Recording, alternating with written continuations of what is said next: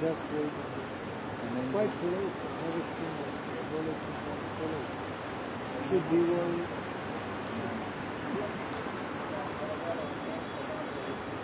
That's it.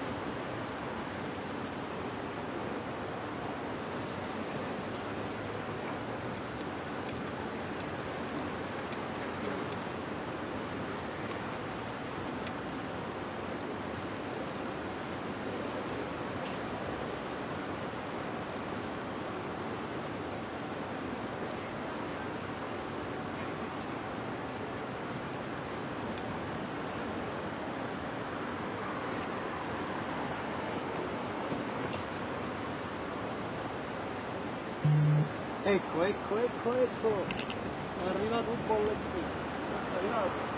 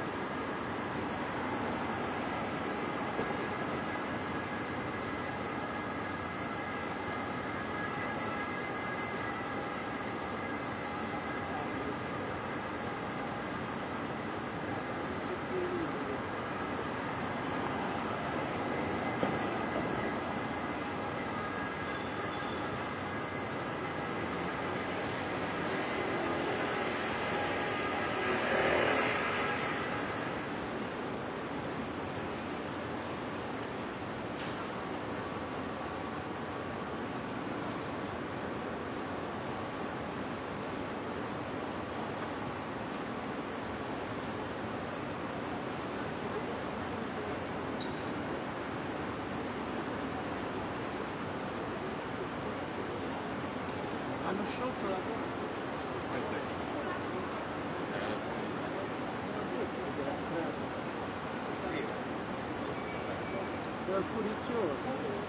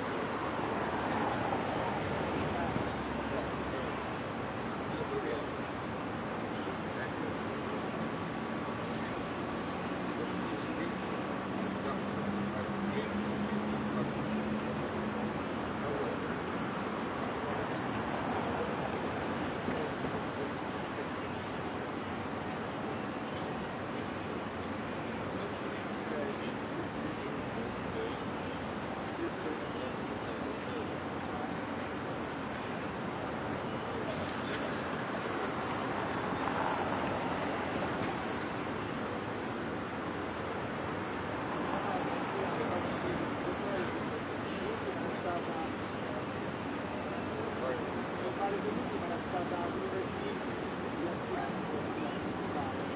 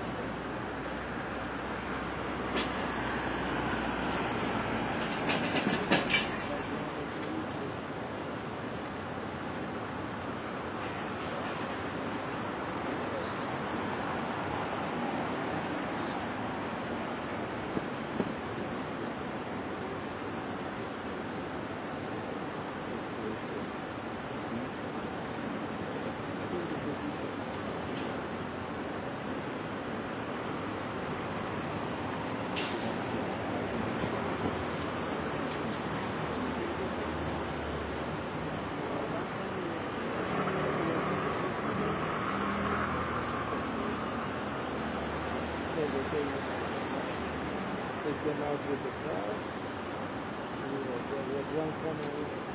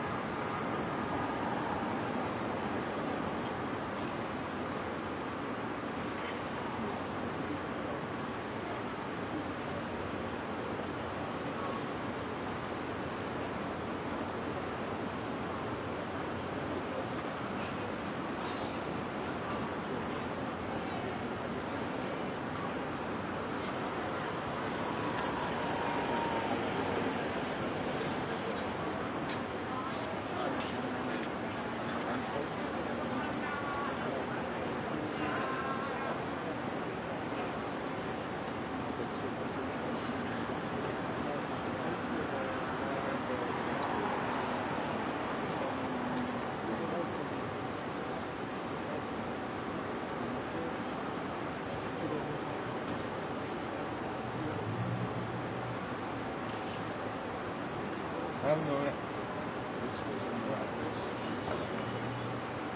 Go. Yes.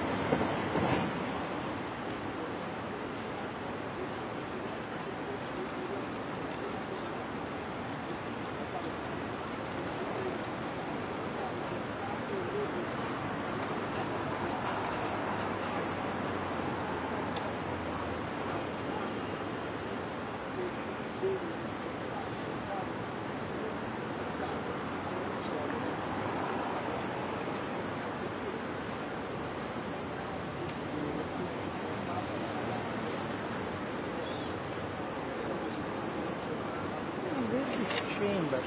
The thing is that the lock is not working anymore. We have a lock.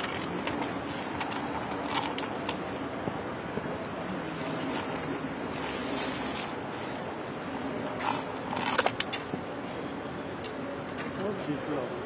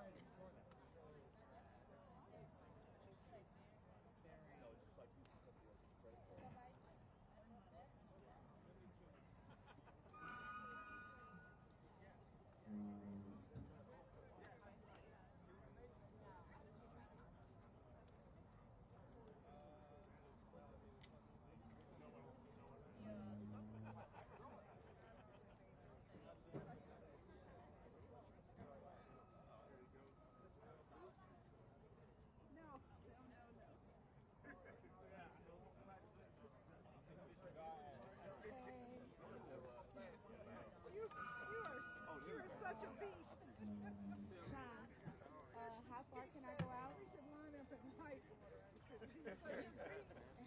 the shot? Yeah, how far can I go out? Right here? It's pretty easy. Huh? Right here? Okay. Yes, ma'am. How are you? And then you're the inside. Yes, ma'am. Is this you? Oh, no. I can give them to Alex. Can you tell my phone's in my pocket? Yeah. Sean, how far can you see me on this side? Summer will be here. Right here? Everybody, real quick, if you're going to answer a question, please introduce yourself first. Thank you. Turn that. Yes. Oh, yes.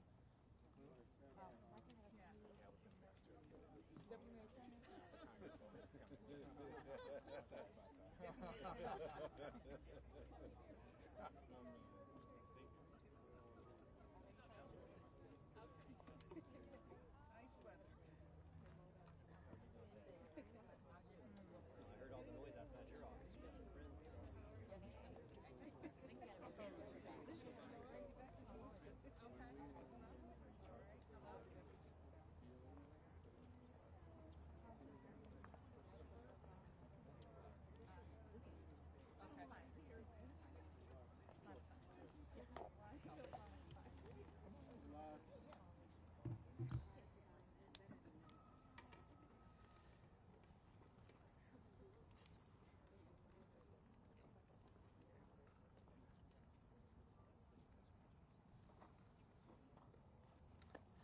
Good afternoon, everybody. I'm Muriel Bowser. I am the mayor of Washington, D.C. I am joined by our Congresswoman Eleanor Holmes Norton, Council Chairman Phil Mendelson, and members of the Council of the District of Columbia. We are here on a beautiful day in our beautiful city, and our priority is to keep Washington, D.C. a beautiful world-class city. But unfortunately, we are here today to talk about potentially devastating and really highly unusual situation that we faced with the draft budget CR that would immediately have the effect of cutting $1 billion out of our local budget. So let me tell you what's happening. In the most recent continuing resolution language, it ignores our already congressionally approved fiscal 2025 budget. Instead, it would peg us at FY24 levels, the levels that federal agencies are, because they do not have an approved FY25 budget. But we are not a federal agency. We are a city, county, state all at once, and we provide direct services to the people of the District of Columbia, visitors to the District of Columbia, businesses in the District of Columbia, diplomats and visiting heads of state, and everyone who works here in the Congress. Our budget was balanced and approved. And if we go back to fiscal 2024 levels, we would be forced to reduce spending by $1.1 billion in only 6 months. But here is why we're here today, because Congress can fix this. They can fix this $1.1 billion problem that we have brought to their attention in the draft CR. The Congress can add the language back to the continuing resolution, the same language that's been there for the past 2 continuing resolutions that authorize us to spend our locally generated revenue according to our own approved budget and timeline. And I want to emphasize the local part of that statement. The District of Columbia raises and spends its own money, just like every other state. So remember that the budget we're talking about, this budget, the approved FY25 budget, was introduced by me and approved by this council. It focuses on 3 main areas: public safety, public education, and economic growth. Disrupting those investments won't be good for DC or our country. And this is not just about us. Certainly, we are concerned about the 700,000 taxpaying Americans that call DC home. but it's also about our nation's capital. And so I want Americans across the country to know that we are proud of our city. We are a growing city. In fact, if we were a state last year, we would have been the fastest improving state in the nation. We balanced our budgets. We have 28 balanced budgets. We have increased visitation. Americans from around the country and people from around the world broke a record last year, and we have driven down violent crime to the lowest levels in 30 years. And actually, this is a good time to visit the district because soon we'll have beautiful cherry blossoms as well.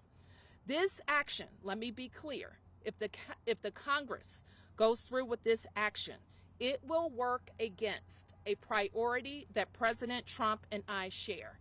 And that is to make Washington, D.C. the best, most beautiful city in the world.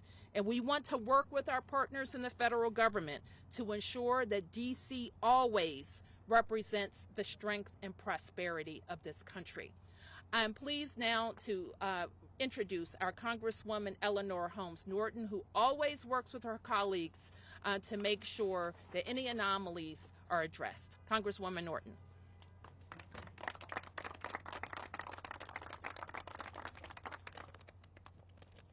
Thank you, Mayor Bowser. House Republicans released the text of a continuing resolution this weekend that commits nothing less than fiscal sabotage of D.C. It is the latest blow in an escalating war on D.C. residents and the limited home rule D.C. currently possesses.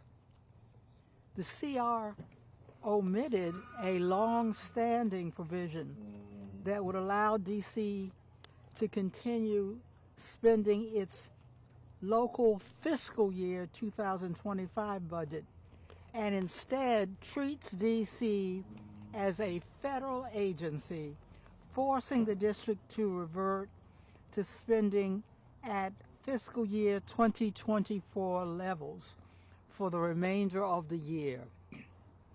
If enacted, the CR would result in a projected cuts of $1 billion, which would force dramatic reductions in essential services the city provides, including D.C. police, EMS, and schools. It is contrary to the state Republican goal of improving public safety, law, and order in the nation's capital, and would in fact have the opposite effect. D.C. has not been treated as a federal agency for funding purposes in more than 20 years, precisely because Republicans of a different generation recognize the disastrous effects of that this causes. Congress should keep its hands off D.C. D.C. is not a federal agency. The omissions constitute a dramatic escalation in the Republican effort to undermine what small measure of democracy and autonomy the more than 700,000 residents of the nation's capital currently have. Republicans have introduced bills in both chambers of Congress to repeal the Home Rule Act, which aims to abolish the D.C. Council and Mayor's office, leaving D.C. to depend on members of Congress elected by other jurisdictions to run the district. The Revolutionary War was fought to give consent to the governed and to end taxation without representation. The Republican efforts toward a federal government takeover of D.C. run counter to this history. D.C. population is larger than that of 2 states. D.C. pays more federal taxes per capita than any state, and more than 21 states overall. D.C. residents have fought and died in all this nation's wars. We deserve statehood, the only measure that would bring D.C. equality and the states, and full protection D.C. residents and fully protect D.C. residents from this type of disastrous congressional interference. Thank you.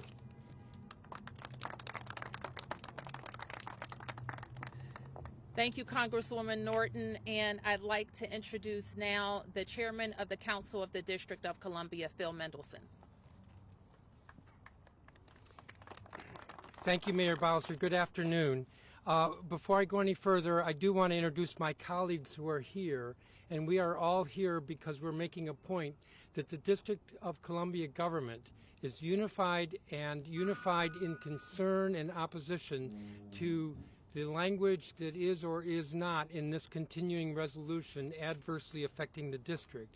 I'm joined by my colleagues, Councilmember Brianne Nadeau, Matt Fruman, Janice Lewis-George, Zachary Parker, Charles Allen, Wendell Felder, Anita Bonds, Kenyon McDuffie, Christina Henderson, and Robert White. There's one member missing because she is out of town.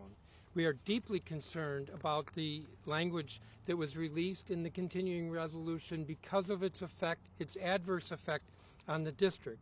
The mayor made the point that we would have to cut about $1 billion. Well, we would have a half a year to cut that 1 year savings, the difference between fiscal year 2024 and 2025. What does that mean? Why am I saying that? Because actually the effect is we would have to cut $2 billion in the remaining 6 months to achieve the $1 billion annualized savings. But it's not really savings because these are DC dollars. These are not federal dollars. Most folks, unfortunately, in this country think the District of Columbia is funded by the federal government. We are not.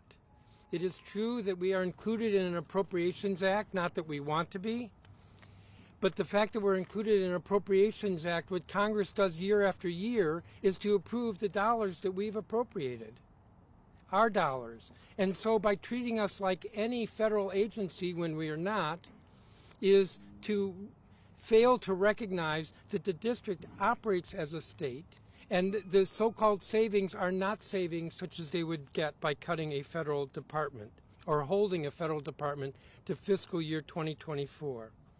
But as the mayor and the congressman noted, there have already been 2 continuing resolutions that have authorized our spending at current year levels.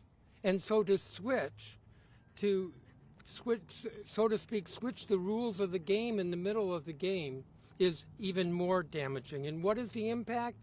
The impact is on public safety, on policing, on fire response, on public education, our schools, our charter schools, on the cleanliness of our city, on housing, on dealing with the homelessness, on all these issues. That would be what would be adversely affected. I can't emphasize enough, Congress has set us up to act like a state. We do act like a state. We're organized like a state. We tax like a state does.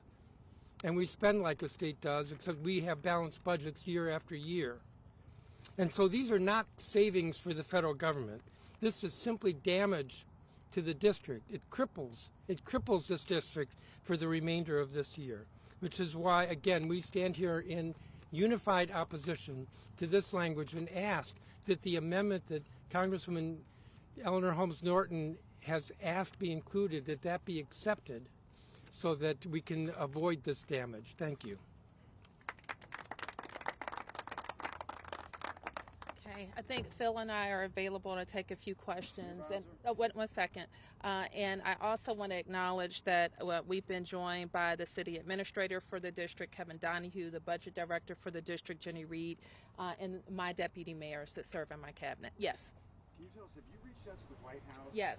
What can you tell us about that conversation? That they are aware of what's happening at the Congress, and we've asked for their help. Sympathetic with you, or they indicated they would help on your behalf? I think they've indicated that it didn't come from them. And then can I ask, if this were to go through and you were to take $1 billion out over the next 6 months, what would happen to that? It seems like you would have that $1 billion at the end of that fiscal year. What would happen to that $1 billion? Well, Mark, I think that's not where we are. You heard Chairman Mendelson indicate that our Congresswoman is moving an amendment to correct what we want. I like to think of as a $1.1 billion mistake. And the thing about mistakes is they can be corrected, and there's time to do that. And what Phil also mentioned is that we're halfway through our fiscal year. So we have actually less than 6 months left to cut $1.1 billion. And the way our budgets are made up, and I'm going to ask Kevin and Jenny to be on deck, is that there's really, you have to go to the big spending agencies to get to that kind of money that fast. So there's no way to cut that kind of money in the time that we would have in this fiscal year, not to affect police or not to affect teachers and not to affect some of the basic government services that allow us to keep our city clean, safe, and beautiful. Bowser, question about the speaker and the chair of the Appropriations Committee. Have you spoken to them about this? And We're reaching out to all of their offices. I don't know, Phil, if you want to mention anything else. I've had communication with the appropriations. Yes. No, Bowser, you had Campbell Roberts. And when I say reach out, let me just be more clear. We're having conversations with the staff that we always work on issues affecting the district. You had proposed Can you introduce yourself? Campbell Roberts with the New York Times. Okay. You had proposed a budget that was about $500 million cuts last year. Yes. And some of that was restored by the City Council. Yes. Well, you know how budgets work. Oh, I do. Could you explain why this would be more painful than, some version of what you're proposing? Like, is it the timing, is it the speed, or is it the scale? Well, let me just step back a little bit, just kind of on the premise. The district, as I already mentioned, is not a federal agency, and so we have an approved budget. It's the feds that haven't approved the FY25 budget. We have, and we have been operating under that budget for over 6 months. So we have expended half of what has been approved. And if we are asked now to cut the remainder in 6 months, it has an even more significant impact. And that's why we say before, when I introduced cuts, to answer you more specifically, it did not affect police spending. This probably would. It did not affect the public schools or the public charter schools. This could, because we have to, if you think of the district's budget and how it's made up, our top agencies are in Health and Human Services, Medicaid spending, which in a short period of time, we probably wouldn't be able to do anything there. But the other big agencies are public education and public safety. Mayor, what? Discussing the impacts of the federal layoffs in our economy. Correct. If this money gets cut and now there are potentially more layoffs or furloughs to fire or police, anywhere really, how does this impact our economy even further? Well, let me say this, and I want everybody to be clear about this. We came into this year, 2025, with a very strong economy, a balanced budget, growing population, growing business activity, more visitation, a huge investment in sports, and more on the way. That's how we started this year. And the things that have changed is that our economy, our workforce is being gutted, and it is going to have the impact over the long haul, certainly over the next 4 years, of decreasing our anticipated revenues by over $1 billion. Okay, as bad as that is, we can plan for that. Or we can slow it down, and we hope that the administration does slow it down, because we know that this region can support a productive American workforce. This, on top of it, also sends the signal that the federal government would be working against our joint goals. And those joint goals are making the city safe, beautiful, growing, thriving, and a symbol to the world that our nation's capital reflects great American values. Mayor Bowser. A member of Congress who says that this spending reduction would be necessary given the $1 billion deficit forecasted over the next 3 years. We have an upcoming budget process that will address any spending pressures. We're in that process right now. In about 3 weeks, I'm scheduled to send a balanced budget to the Council of the District of Columbia. And it will be balanced, and it will represent the forecast that our CFO has. But it will also reflect investments that will help the city grow. investments that will help us change that trajectory, that help us attract more businesses, more employees, more residents, more sports and entertainment. That's what we have to do with our upcoming budget. What we shouldn't have to do is stop it, delay it, to deal with the next 6 months, because we did that last year. This budget is balanced and approved. Mayor Bowser, just how dramatic would the cuts be to police if these cuts are enacted through Congress? Would you have to lay off or furlough officers? We went through a whole pandemic without laying off anybody. We did. And it would never be my first choice to lay off anybody. But I already explained to you kind of the big buckets of spending that we have in a city like ours. Health and Human Service, public schools, public safety. And I want to be clear about something, because we've been around here, most of us, long enough to know that the renaissance of Washington, D.C., the comeback of our city, is directly tied to public safety and public education. And we're very proud of the progress that we've made. Have you spoken to Chairman Comer at all? Has he been helpful in any way?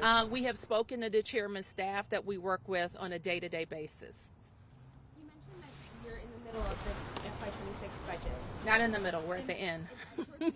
Yeah. Preparing to unveil it in less than a month. So how does this CR affect the actual process that your team is going through and making the final decision about that? Well, honestly, I hope we don't get to that point, because it may mean that we have to pause it and focus on this. And in your conversations with Speaker Johnson about this, do you get the sense that they did this fully knowing the effect it would have on DC?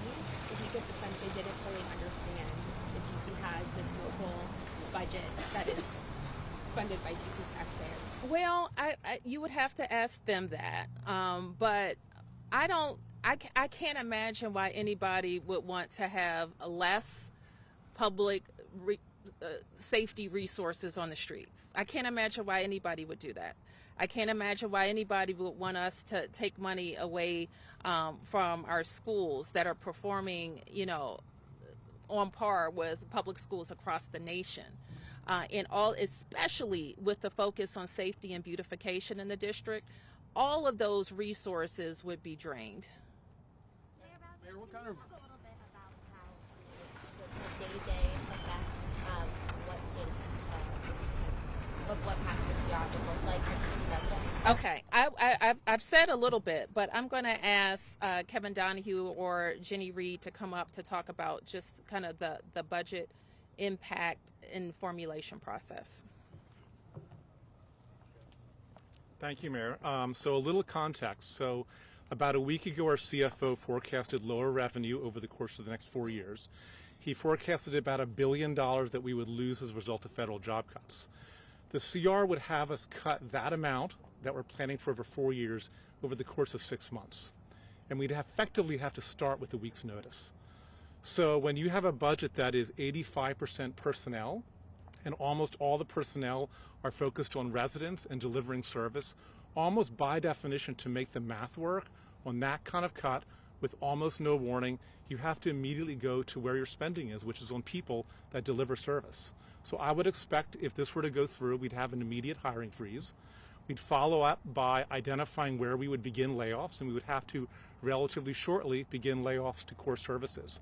We would try to protect and minimize the impact, but inevitably, if you're making effectively 4 years worth of reductions in a single year over 6 months with 5 days warning, there's not the time for the kind of planning we do each and every budget. A question was asked earlier about our last budget. We did, in fact, in our last budget have to make about $500 million in cuts in 1 year. We had 6 months to plan for it. We were able to take it from efficiencies. We were able to identify services that were low performing or underutilized and sunset those. They were thoughtfully done in ways that minimize the impact on DC residents and visitors.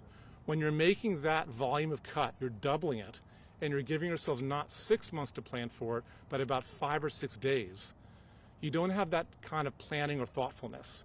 You try to immediately begin to pull spending down to be able to hit the year-end number. And that starts with people, because 85% of taxpayer dollars goes to people who directly serve DC residents. Okay, just a couple more. Others? And if this cut goes through, would that put any pause in possible plans of putting a new NFL stadium in future budgets? Thank you for asking that question. It would put a pause in investments in how we grow. And that's what, to deal with the forecast for the next 4 years, we have to be attracting new companies. We have to attract more residents, more workers, more entertainment options, including how we activate 177 acres that are now unused.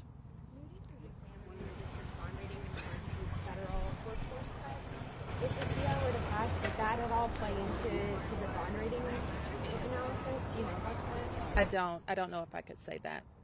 You've explained this, but could you just sum up how you've made some progress with President Trump, with Republicans, including James Comer, on the Oversight Committee? Could you explain how this kind of goes at odds at the progress that you've made with Congress and with the White House? Well, our Congresswoman works with her colleagues every day on issues that impact the district, and we get big things done all of the time. We're talking about RFK. We could be talking about Poplar Point, or delivering the Frederick Douglass Bridge, or the transformation of the wharf. There are a lot of things that we do together. We also agree with the president's focus on in-person work. Unfortunately, that's being overshadowed by the mass of people being fired from jobs that they're doing to serve the American people. So this is what we do every day. Members of the council, we're talking to members today.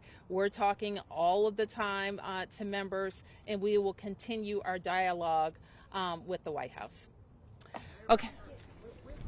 This idea that DC gets treated as a federal agency again, do you worry at all that this scrutiny on federal spending, the workforce, the cuts that are made, could then turn to the district government itself? Well, what I'm worried about is that we have an approved balanced budget, and that any disruption of that budget and our processes affect direct services. There are lots of reasons why we're not a federal agency, but most of it is people's lives and on the street and their day-to-day is affected by what we do. All right. Thank you, everybody. Thank you.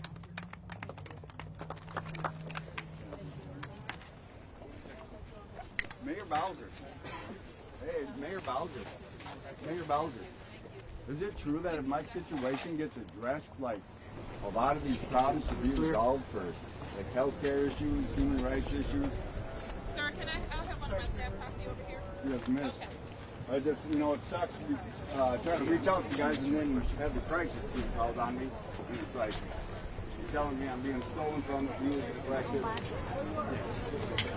amounts of employees, jobs, I called again.